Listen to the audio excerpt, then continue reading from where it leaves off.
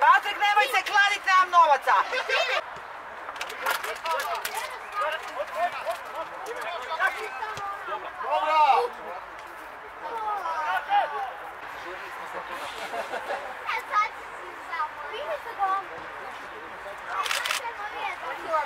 Daj da Gori su nego mi. Neko vam je trener da se nada da ćete sutra dobro. Unutra još! Vodi! Ajde, Sajo, nabi napred! Jeli, Prša! Bez faula, bez faula! Bravo! Leđa! Prša! Nepotrebno, nabi lavu!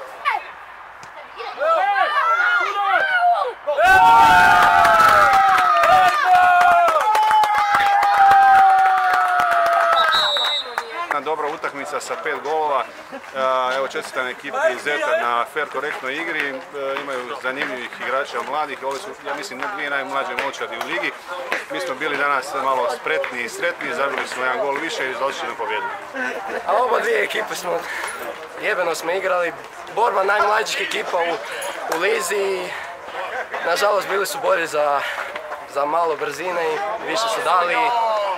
Nažalost, završila je tako kada završila. Čestitam gostima na pobjedi i sretnim dalje. Bila je teška tekma i jedna i druga ekipa mogla još golova zabiti, ali treba zabiti 2 gola sretno.